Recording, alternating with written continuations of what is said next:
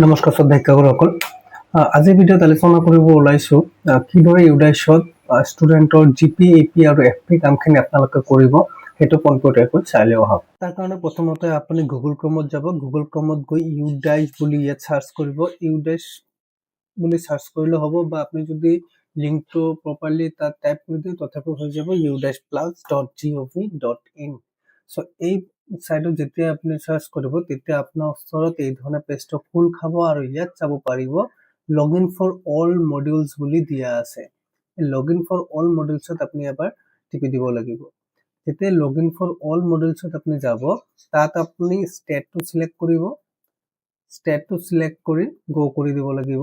গো কৰাৰ পিছত এতিয়া আপোনাৰ ওচৰত গোটেইকেইটা মডিউলছ খোল খাব ইউডাইচৰ। চ' যিহেতু আমি ষ্টুডেণ্টৰ জিপি, ইপি আৰু এফপি কামটো কৰিম, সেইটো ষ্টুডেণ্টৰ কাম, সেইকাৰণে এইটো ষ্টুডেণ্ট মডিউলত আমি যাম। চ' ষ্টুডেণ্ট মডিউলত আমি যি লগইন আছে ইয়াত আমি এবাৰ টিপি দিম।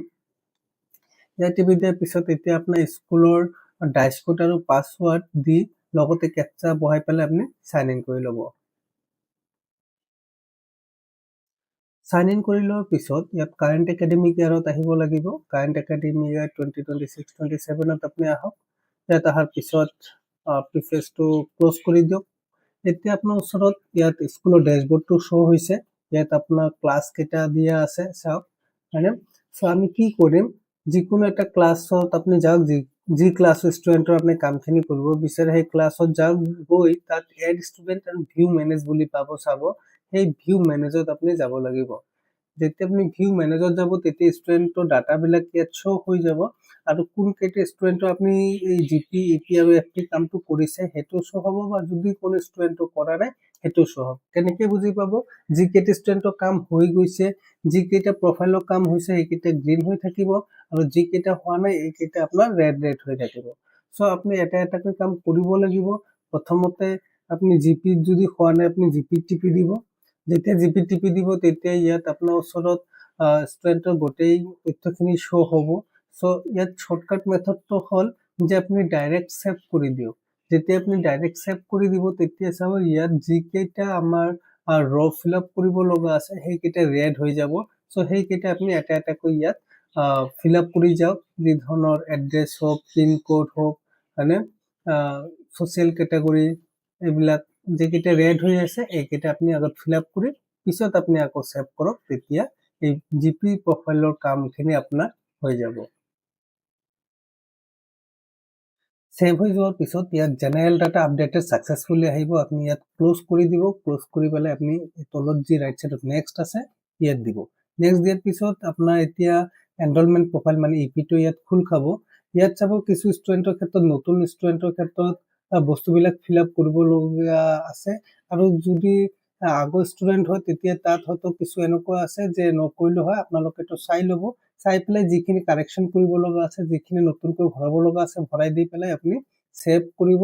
ছেভ কৰিলে কি কৈছে, চাব মেণ্ডেটৰী ফিল্ডছ ভেলুছ আৰ ইনকাৰেক্ট। ইয়াত কিছু বস্তু আছে যিটো ইনকাৰেক্ট হৈ আছে।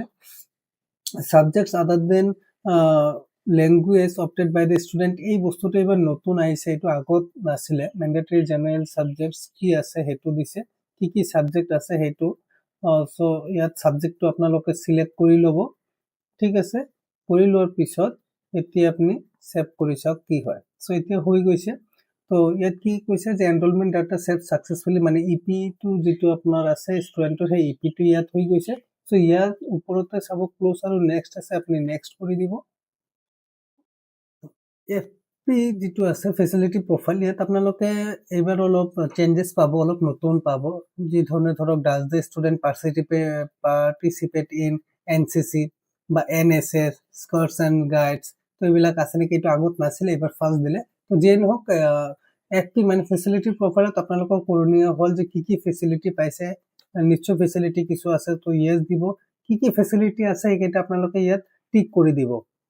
কমন দুটা বস্তু হ'ল ফ্ৰী টেক্সট বুক আৰু ইউনিফৰ্মছ, এই দুটাটো ষ্টুডেণ্টে নিশ্চয় পাইছে। আৰু লগতে ইফালে NCC, NSS আৰু স্কাউটছ এণ্ড গাইডছ যি আছে আপোনাৰ স্কুলত যদি পাৰ্টিচিপেট কৰিছে ল'ৰা ছোৱালীয়ে য়েছ দিব, যদি কৰা নাই ন দি দিব। ষ্টুডেণ্টৰ হাইটটো আপোনালোকে ইয়াত দিব লাগিব। ষ্টুডেণ্টৰ হাইটটো আপোনাৰ যিজন ষ্টুডেণ্টৰ কাম কৰিব তেখেতৰ হাইটটো আপোনালোকে চেণ্টিমিটাৰ্ছত লৈ ল'ব আৰু ৱেইটটো আপোনালোকে কেজিত লৈ ল'ব। ঠিক আছে, লৈ লোৱাৰ পিছত বাকীখিনি ঠিকে আছে। ইয়াত does the student appear any state level Olympic এইবিলাকৰ কথা কৈছে, তো এইটো যদি য়েছ হয় দিব, নহ'লে ন দিব। দি পেলাই আপুনি তলত যি বেক ছেভ এণ্ড নেক্সট আছে এই ছেভত কৰি দিলে, ছেভত কৰি দিয়াৰ লগে লগে ইয়াত facility data has been save successfully বুলি দিছে। ক্ল'জ নেক্সট আছে, আপোনালোকে নেক্সটত যাওক। এতিয়া আপোনাৰ ইয়াত ফাইনেল পেজটো ইয়াত খোল খাব। ইয়াতে বহুত স্কুলে ভুলটো কৰে যে এইখিনি অহাৰ পিছত ইয়াত আৰু একে নকৰাকৈ ডাইৰেক্ট গুচি যায়।